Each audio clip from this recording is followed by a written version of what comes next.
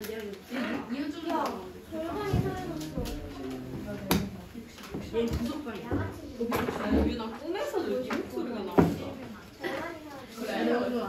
자, 그래서 환웅이 이제 인간 세상, 인간을 내려다 보니까 애들이 너무 괜찮은 거야. 그래서 나 저기를 다스리고 싶다 하니까 자, 아빠가 아들의 뜻을 알고는 3위 태백을 내려다 보니 3위 태백이 뭐냐면 태백산입니다. 태백산. 태백산맥. 그래서 이 세상의 큰 세 개의 산 중에서 그중에서 이제 태백산. 그래서 우리나라 한반도를 내려다 본 거겠죠? 내려다 보니까 인간을 널리 이롭게 할 만한 밑줄. 인간을 널리 이롭게 할 만한. 여기 이제 롱익인가? 용이? 네. 이게 언제 그랬어?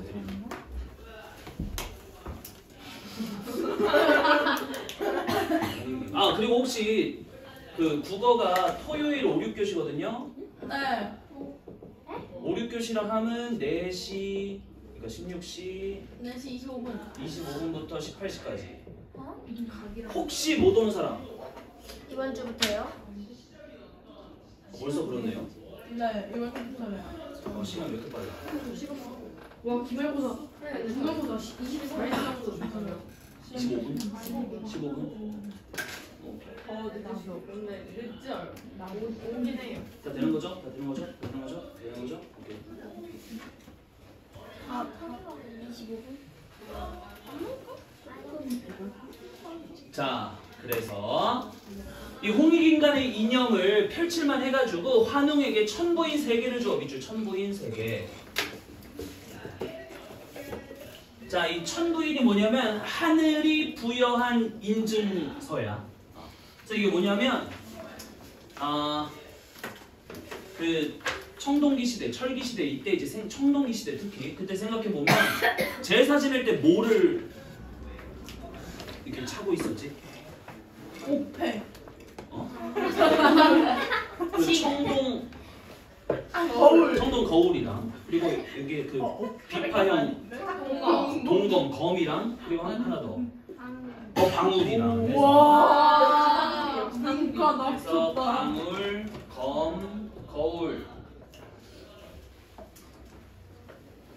그래서 국립중앙박물관에 가면 딱 이제 첫 번째 관 들어가면 그 있는 게 첫 번째 관보다 조금 더 들어가면 있는 게 이제 요것들입니다. 그래서 이런 것들은 결국에 무슨 역할을 하냐면 제사 의식에 필요한 것들이잖아. 제사 의식의 활용. 그래서 환인이 환웅한테 천부인 3개를 줬다라고 하는 건 야 네가 내려가서 제사 지내라. 즉 신성성과 뭘 부여해 준 걸까? 모든 걸 다 이제 할 수 있는 권위성. 권력성? 권능. 아니라. 권능을 부여했다. 그래서 신성성과 권능을 부여해줬다.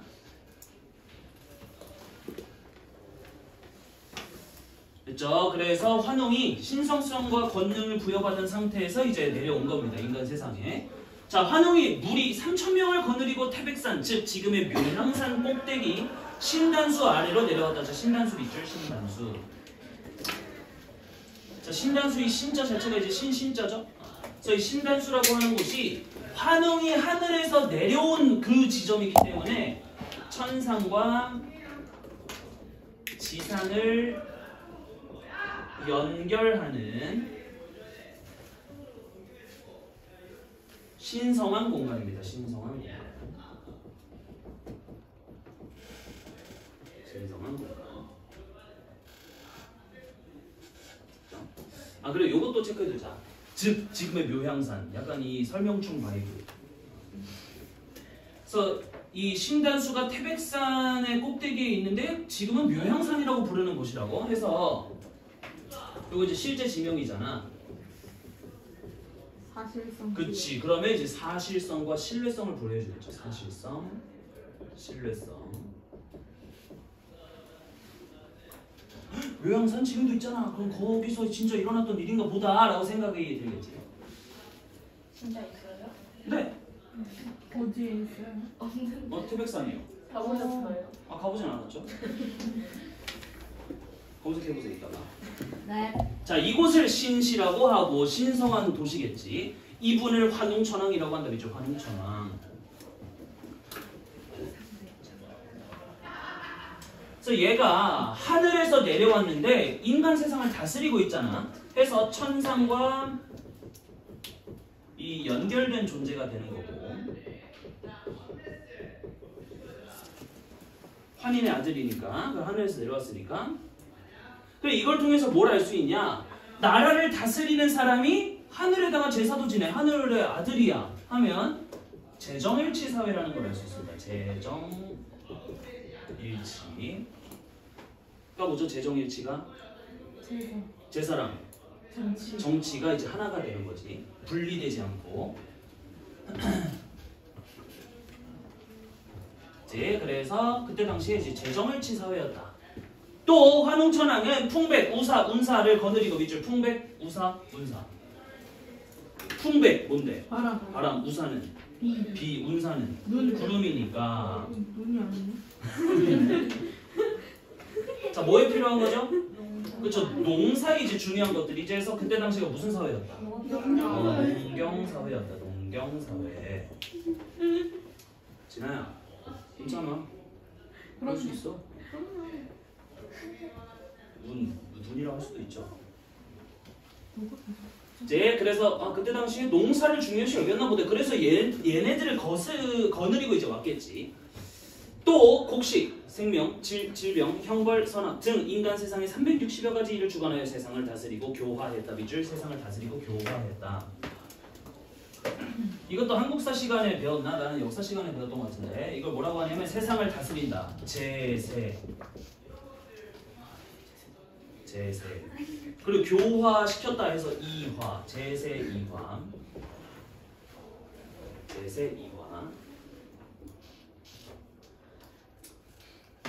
됐지요? 네. 밑에 볼게요. 자, 그 당시에 환웅천왕이 세상을 다스리던 당시에 곰 한 마리와 호랑이 한 마리가 같은 물 속에 살고 있었는데 밑줄. 곰 한 마리와 호랑이 한 마리.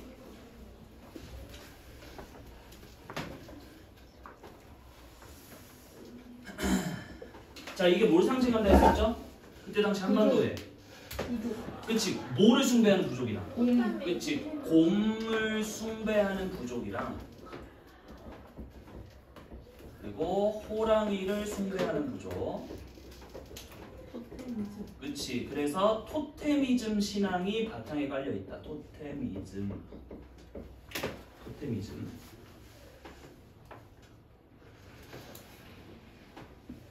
진짜 곰 한 마리, 호랑이 한 마리가 굴 속에 들어가서 마늘이랑 쑥 먹다가 사람이 되진 않았을 거 아닙니까? 그래서 이걸 한번 해석을 해봤을 때 그때 당시에 곰을 토템으로 곰을 섬기는 부족이나 호랑이를 섬기는 부족이 있었답니다. 그래서 알고 있었는데 환웅에게 사람이 되게 해달라고 항상 기원했다. 있죠. 환웅에게 사람이 되게 해달라고 항상 기원했다. 이것도 뭐 인본주의 드러내죠. 인본주의. 인간 지향성, 인본주의. 얘네들도 사람이 되고 싶어요. 환웅도 사람을 다스리고 싶어 했고. 자, 이때 환웅이 신령스러운 쑥 한 다발과 마늘 20개를 주면서 말했다. 밑줄. 신령스러운 쑥 한 다발과 마늘 20개. 니들이 이것을 먹되 100일 동안 햇빛을 보지 않으면 사람의 형상을 얻으리라 하면서 이 쑥과 마늘이 주술적 소재가 되겠죠. 주술적 소재.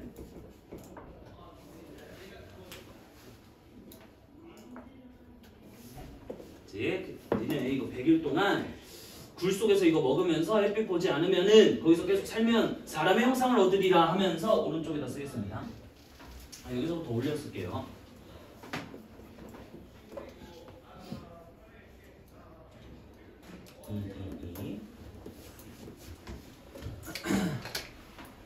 자, 이게 뭐를 제시한 거죠?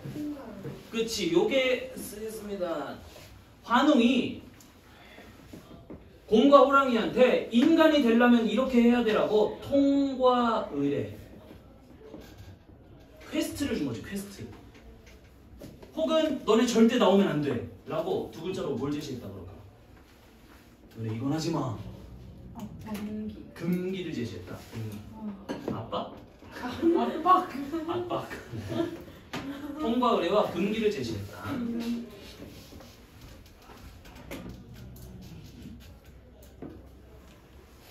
그리고 이게 마늘이랑 쑥을 먹고 100일 동안 이 햇빛 보지 않는다라고 하는 건 뭔가 고난 그리고 뭐 수행의 과정.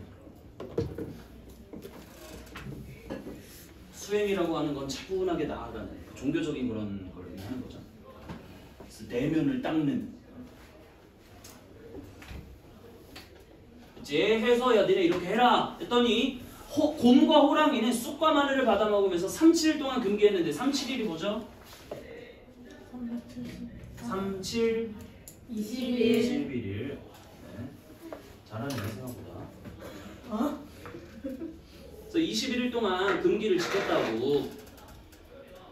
근데 곰은 여자의 몸이 되었지만 금기를 지키지 못한 호랑이는 사람의 몸이 되지 못했다 해서 호랑이가 뛰쳐나와버린 겁니다. 그래서 곰만 사람이 되고 호랑이는 사람이 되지 못했다라고 하는 게 곰을 숭배하던 부족이랑 호랑이를 숭배하던 부족이 전쟁을 했는데 곰 부족 그냥 쉽게 vs 호랑이 부족.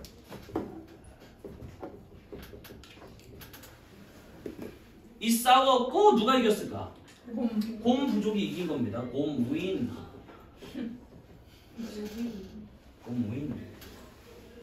곰이 이겼다. 그치? 그래서 곰 부족이 호랑이 부족을 이제 이겼다라고 하는 걸 이런 식으로 표현한 거죠. 곰만 사람이 됐다. 호랑이는 사람이 되지 못했다. 밑에 볼게요. 자, 웅녀는 웅녀가 뭐냐면 이제 웅자가 곰 웅자고 여가 이제 계신 여자니까 곰이 사람이 된 그 웅녀는 혼인할 상대가 없어서 매일 신단수 아래에서 아이를 갖게 해달라고 빌었다. 미추실까요? 웅녀는 혼인할 상대가 없었다. 자, 왜 그랬냐면 자, 곰 부족이 이겼잖아? 근데 그 부족 내에서는 결혼을 못하는 거야. 왜냐면 지금도 뭐 그렇잖아요. 친족 간 혼인은 금지되어 있잖아. 그래서 이때 당시에 사회적으로 부족 내 혼인이 금지되었더라.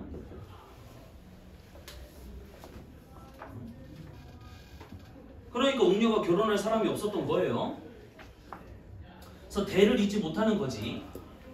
그래서 이제 신단수 아래에서 이 신단수가 위에 나왔던 신단수겠죠? 아이를 갖게 해달라고 빌었더라. 환웅이 잠시 사람으로 변해 웅녀와 혼인하여 아들을 낳았으니 이렇게 괄호 환웅이부터 아들을 낳았으니까지. 그래서 하늘에 존재했던 환웅과 땅에서 이제 곰인 사람이 된 웅녀가 결혼을 한 거지. 해서 천상과 이게 환웅이겠죠? 그리고 지상 웅녀겠지. 의 결합.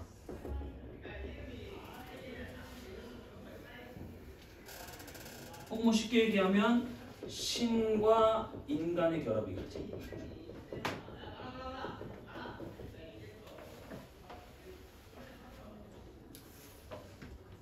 그래서 이렇게 혼인해서 이 아들을 낳았고 그게 이제 단군 왕검이니까 단군의 아빠는 환웅이고 엄마는 곰이 사람이 된 그 웅녀야 라고 하는 걸 통해서 단군에 뭐를 부여할까?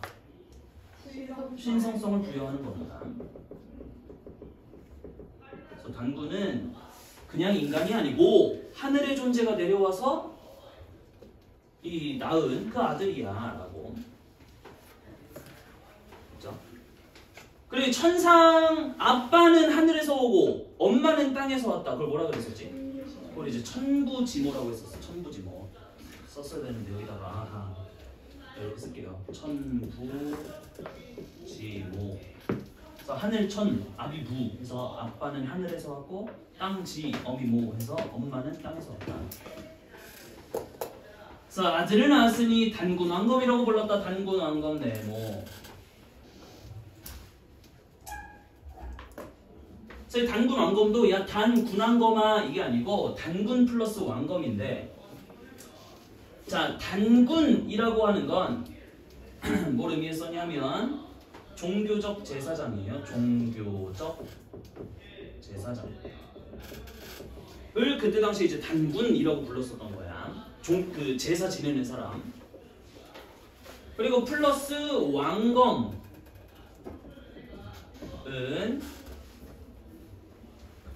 정치적 군장, 지도자예요. 정치적 지도자. 그래서 이름 자체가 종교를 의미하는 제사 지내는 사람을 의미하는 단군과 나라를 다스리는 정치적 군장을 의미하는 왕검이 합쳐져 있는 거니까 여기서도 이제 재정일치 사회였다라는 걸 알려주는 거지. 재정일치 사회.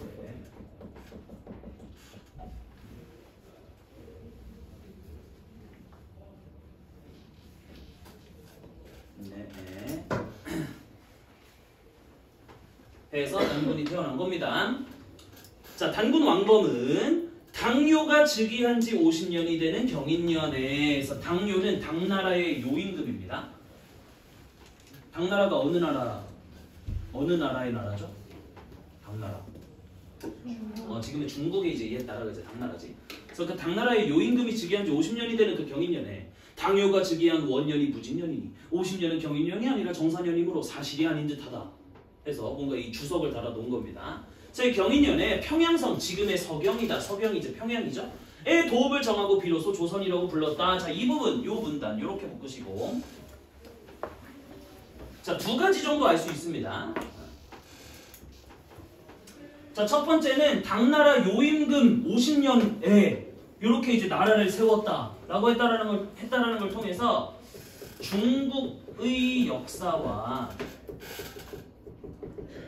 함께 제시했다.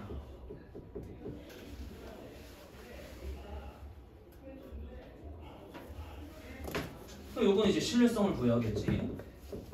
그때 당나라 요임금? 구체적이니까 신뢰성 부여할 거고.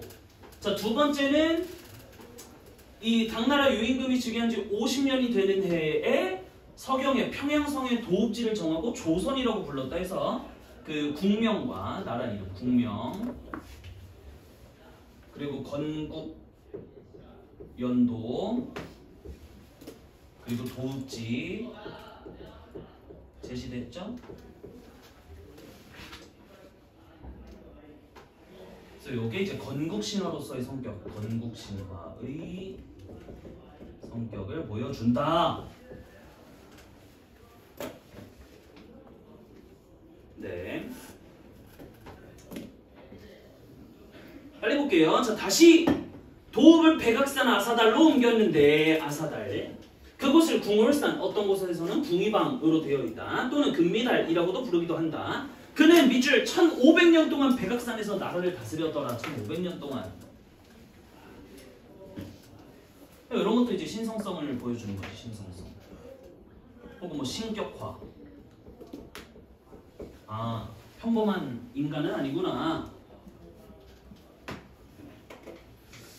주나라 무왕이 즉위하던 김효년에 이 주나라가 그 백이와 숙제 할 때 그 주나라였습니다. 그 김효년에 기자를 조선에 봉했다.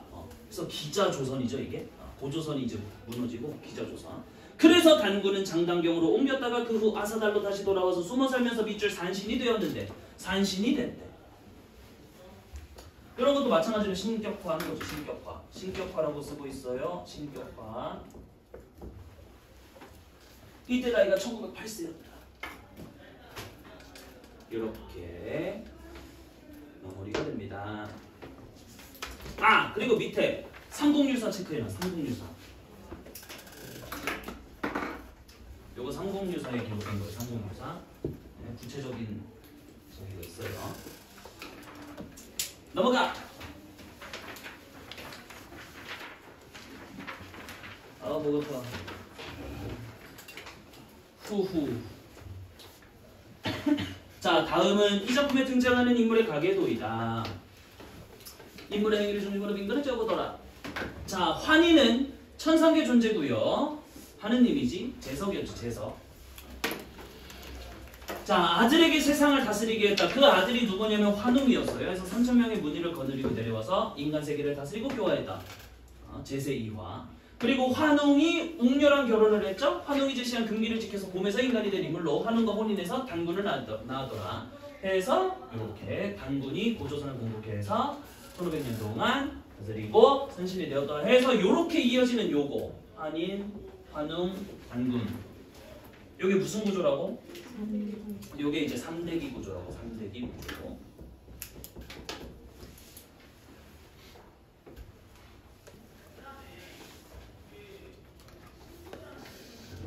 네.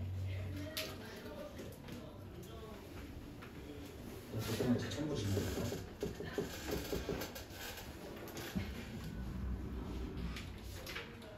넘어가서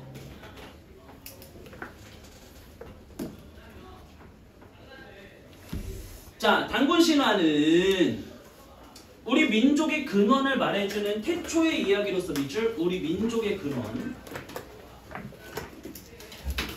그래서 결국에 이 고조선 신화, 이 건국 신화라고 하는 게 우리 민족의 근원을 이야기해주는 거라고 해서 어디다 써놓읍시다. 민족 탄생 신화. 그래서 건국 신화이면서 우리 민족이 탄생하는 그런 이야기도 합니다. 그래서 태초의 이야기로서 건국 신화에 속한다. 일반적으로 건국 신화는 국가 건설의 뭐와 그렇지 정당성과 정당성. 그래서 우리나라가 세워진 건 정당한 일이야. 왕권의 정통성을 부각하기 위해 건국의 주체가 초월적 능력을 지닌 어떤 혈통? 고귀한 혈통 중에서도 이제 신성한 혈통이죠. 신성한 혈통임을 강조한다. 그래서 대개 이들의 출생 과정도 신이하게 제시되는데 또한 건국의 주체에게 뭐를 부여한다? 권능, 권위를 부여했죠. 권위를 부여하는 신성한 장소도 등장한다. 그래서 건국신화에 등장하는 다양한 요소들은 상징적 의미를 지니는 경우가 많다. 또 우리는 이를 통해 당시에 어떤 상황도 짐작할 수 있죠? 사회 문화적 상황.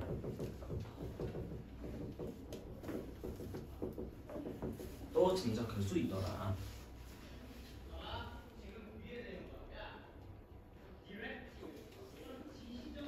됐죠? 자, 밑에 볼게요.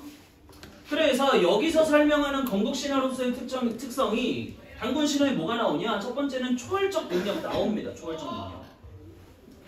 기억해주세요. 자, 환웅은 통백우사 운사, 거느리고 인간 세상 다스렸고 고물도 인간으로 변하게 하는 그런 주술도 부렸었고 단군은 고조선 건국해서 1500년을 다스리고 신선이 됐다가 산신이 됐죠. 그래서 초월적인 능력 지닌 존재고 자, 그리고 신선한 혈통, 환인, 환웅 이렇게 해서 천상의 혈통을 이어받은 고귀한 존재고요. 자, 신이한 출생 엄마가 고매였잖아요. 고매에서 인간으로 변한 웅녀였잖아. 그래서 신이한 출생도 드러나고 자, 신성한 장소는 태백산 신단수.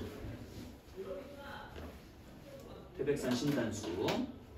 그래서 하늘과 지상을 연결해 주는 곳으로 왜냐면 거기서 이제 환웅이 신단수로 내려오기도 했고 그리고 웅녀가 거기서 이렇게 기도를 드리니까 환웅이 내려왔잖아. 그래서 하늘과 지상을 연결해 주는 곳으로 환웅이 내려온 신성한 장소이다. 이렇게 해서 초월적 능력, 신성한 혈통, 신이한 출생, 신성한 장소 이렇게 이제 드러나더라. 밑에 볼게요. 자, 이제 사회문화적 상황. 자, 풍백, 우사, 운사는 각각 바람, 비, 구름을 의미하는데 이는 어디에서 가장 중요하게 생각하는 자연 요소들일까? 농경사회에서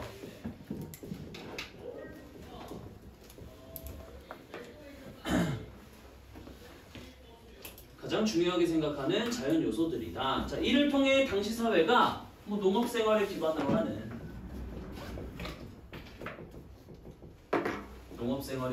하는 사회였음을 알 수 있더라. 밑에 볼게요.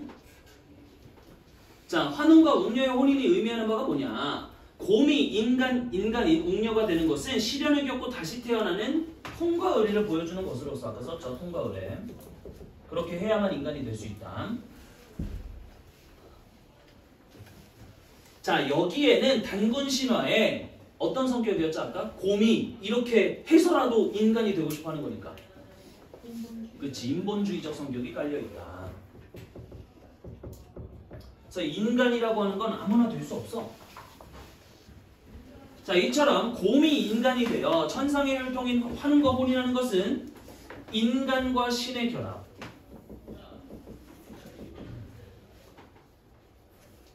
이라는 상징성을 나타내는 것으로 볼 수 있다. 혹은 뭐 여기 이제 그 지상이고 천상이고, 혹은 뭐 자연적 질서고 초자연적 질서. 이거 성격 자연적 질서, 얘는 초자연적 질서.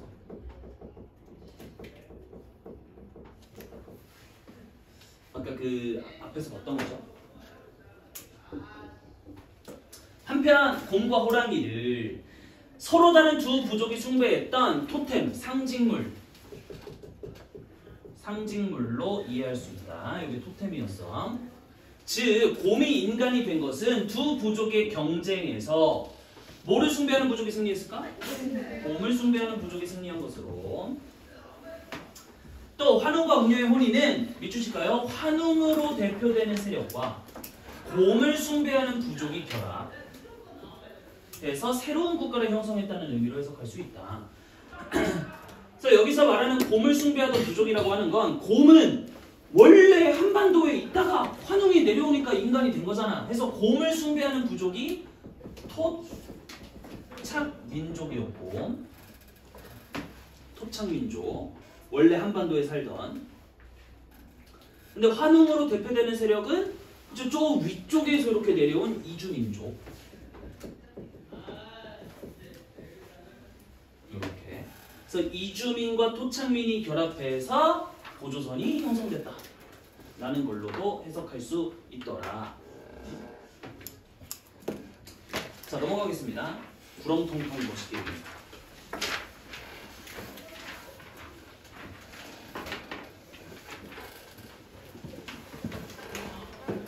다 왔어. 자, 어떤 할머니가, 참고로 이건 민담이에요, 민담. 자, 밑에다 쓸까요? 자, 민담은, 자, 신성성 뛸까요? 민담, 신성성 있을까 없을까?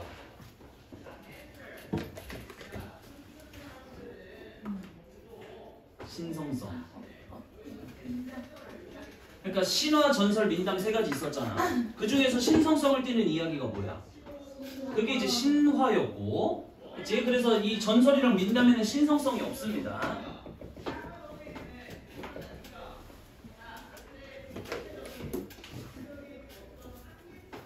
그치? 그래서 이 부렁텅텅, 이 부렁이가 저 신성한 존재가 아니라고. 그리고 구체적 증거물이 있을까요?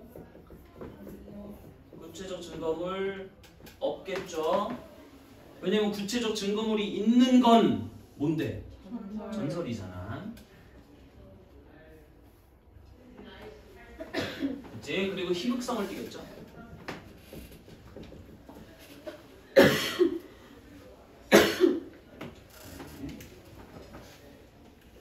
그래서 마지막에 보면 행복하게 살았답니다 하면서 끝나잖아요. 볼게요. 자, 어떤 할머니가 자식을 기원하여 뱀 아들을 낳았더라. 이웃집 세 딸이 아이를 구경하러 왔다가 뱀 아들을 보고는 셋째 딸만이 호감을 보였다. 미친 사람이지. 자, 뱀 아들이 자라서 어머니에게 이웃집 딸과 혼인시켜달라고 해서 어머니가 가서 청혼을 하니 두 딸은 거절하고 셋째 딸이 좋다고 하여서 혼인을 했는데, 첫날 밤에 뱀은 허물을 벗고 잘생긴 남자가 되었다. 밑줄. 첫날 밤에 뱀은 허물을 벗고 잘생긴 남자가 되었다. 와, 나이스. 네. 자, 요거 동물에서 인간으로 변신했죠? 당군 신화 있어 없어? 동물이 인간이 되는 거 있죠? 네, 웅녀. 자, 그 뒤 뱀신랑은 낮에는 뱀으로 밤에는 사람으로 지내다가 얼마 뒤 완전히 뱀 허물을 벗었더라. 자, 뱀신랑은 셋째 딸에게 뱀 허물을 주면서 남에게 절대로 보여주면 안 된다고 당부하고는 과거를 보러 떠났다. 밑줄. 뱀 허물을 주면서 남에게 절대로 보이면 안 된다고 당부. 뭘 제시하는 거야? 금기. 금기 제시죠. 금기. 혹은 뭐 통과 의뢰가 제시된다. 절대 뱀 허물을 보여주지 마.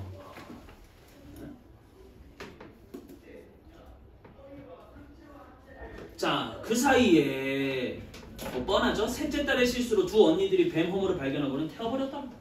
뱀 신랑은 허물 타는 냄새를 맡고는 다시는 돌아오지 않고 정처 없이 길을 떠났다. 남편을 찾아 나선 셋째 딸은 밥 가는 사람, 빨래하는 여자 까치한테 길을 물어 마침내 지하 세계로 들어가 남편이 사는 곳을 찾아갔다.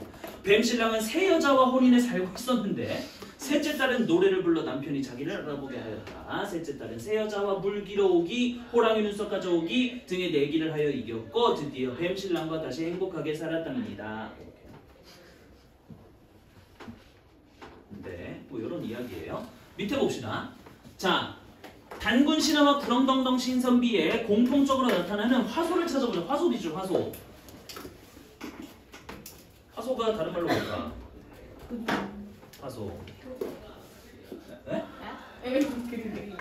그림? 자, 화소.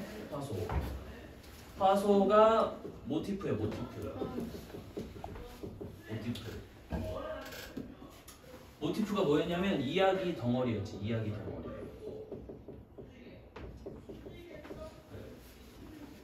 그래서 뭐 난생 모티프, 뭐 그런 거 있었잖아요. 아래서 태어나는 아기, 뭐 기아 모티프, 버려진 아이. 그런 적강 화소, 적강 모티프, 하늘에서 내려오는 그런 것들. 이제 그래서 그런 공통적으로 여러 작품에서 많이 등장하는 클리셰들, 이야기 덩어리들이 이제 화소라고 하는 거죠.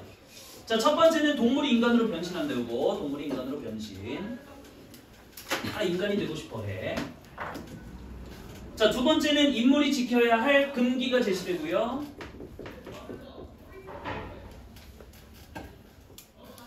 그리고 물 길어 오기, 호랑이 눈썹 가져오기 내기를 했다. 이거 통과를 해.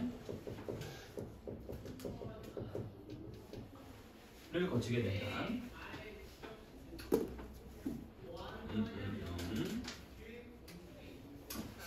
밑에 볼게요. 자, 이런 민담은 전승자의 태도와 전승 범위가 신화와 어떻게 다른지 밑줄 쳐놓을게요. 전승자의 태도 그리고 전승 범위. 전승이 뭔데? 전승. 전해져 내려온다 해서 후대에 전달하는 거야. 후대에 전달. 그래서 뭐 누군가가 꼭 이거를 꼭 후대에 전달해야 되겠어 라기보다는 그냥 뭐 손주한테 말해주거나 그냥 사람들끼리 대화하거나 뭐 그러면서 이제 전승이 되겠죠. 자, 어떻게 다르냐? 신화의 전승자는 이야기가 진실되고 신성하다고 믿지만 이게 진짜일 거야. 이렇게. 근데 민담의 전승자는 이야기를 그냥 흥미로운 것으로 여긴다. 그렇죠? 밑줄 쳐놓을까요? 민담의 전승자는 이야기를 흥미로운 것으로 여긴다. 그래서 민담은 흥미성을 떼었었어. 흥미성. 자, 또 전승 범위는 어떠냐면 신화는 어떤 범위에서 전승될까? 그 이어져 내려가는 그 단위가 어떻죠? 민족적인 범위에서. 프랑스에 사는 사람은 단군 신화가 뭔지 모르겠죠. 근데 북한에 사는 사람들은 단군 신화를 알 겁니다. 그래서 민족적인 범위에서 전승되지만 민담은 세계적으로 비슷한 이야기가 나타난다. 세계적.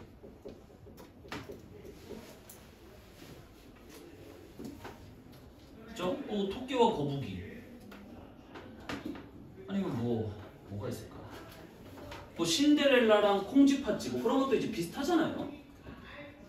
그렇지? 그래서 세계적으로 비슷한 이야기들이 나타나더라. 그래서 민담의 전승 범위가 더 넓은 거죠. 민담은 세계적이고 신화는 민족적이니까. 자, 마지막 밑에 볼게요. 깜짝아. 깜짝아. 빨리 앉아. 몰래 제요? 네. 깜짝 놀래라. 자, 신화를 비롯한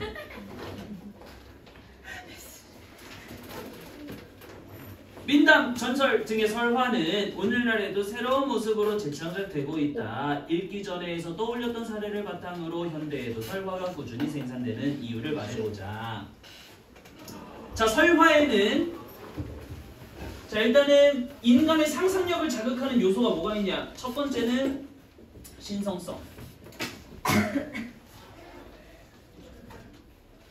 그리고 뭐 인물들이 지니고 있는 초월적 능력들 등 인간의 상상력을 자극하는 요소가 많이 들어있더라. 뛰어난 능력을 지닌 설화 속 주인공의 행위는 인간의 보편적인 정서인 뭘 자극할까? 이거 진짜일까? 호기심을 자극한다. 호기심을 자극하여 감동과 즐거움을 준다.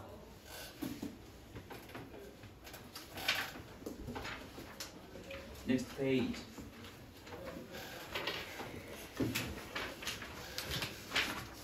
뭐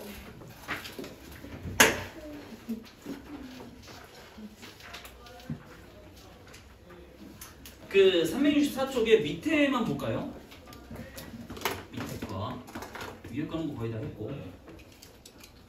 자, 우리 민족의 사상과 생활이 녹아있는 당군 신화는 오늘날에도 우리 생활과 문화 전반에 걸쳐서 광범위한 영향을 미치고 있다. 널리 인간 세계를 이롭게 한다는 뜻의 홍익인간의 이념은 고대에서부터 현재에 이르기까지 우리 민족 정신의 바탕이 되고 있으며 현재에는 교육 기본법에 명문화되어 인간 중심 교육 이념의 근간을 이루고 있다. 해서 뭐 서울시든 경기도든 다 이제 홍익인간이 그 교육 기본법 맨 첫 번째 페이지에 있습니다. 이뿐만 아니라 쑥과 마늘을 먹어 병을 치료하거나 귀신을 쫓는 풍습, 아기를 낳은 산모가 첫째, 둘째, 셋째, 7일에 삼신할머니에게 밥과 국을 떠놓고 드리는 축원, 3, 7일 동안 금줄을 쳐놓아 부정한 것의 출입을 막는 전통 등 당군 신화에 나타난 사상이나 소재들은 우리 민족의文化 문화 속에 여전히 살아 숨쉬고 있다. 당군 신화는 서로 다른 집단이 화합하면서 적극적으로 소통하고 이질적 요소를 인내로 극복하는 과정을 보여준다. 밑줄 칠까요? 서로 다른 집단이 화합 그리고 적극적으로 소통 그리고 이질적 요소를 인내로 극복. 이제 요게 이제 곰이 결국에는 이 단군 왕검을 낳기 위해 환웅과 결혼하기 위해서 인내를 해가지고 사람이 된 거니까. 이러한 정신은 세계화의 물결 속에서 다양한 네.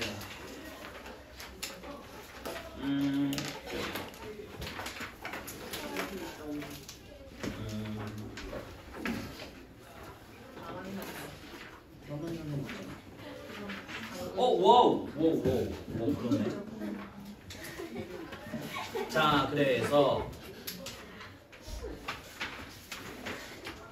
오늘은 여기까지.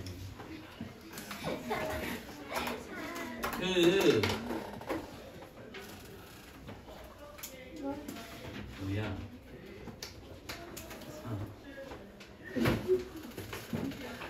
일단 그거 끊어줘.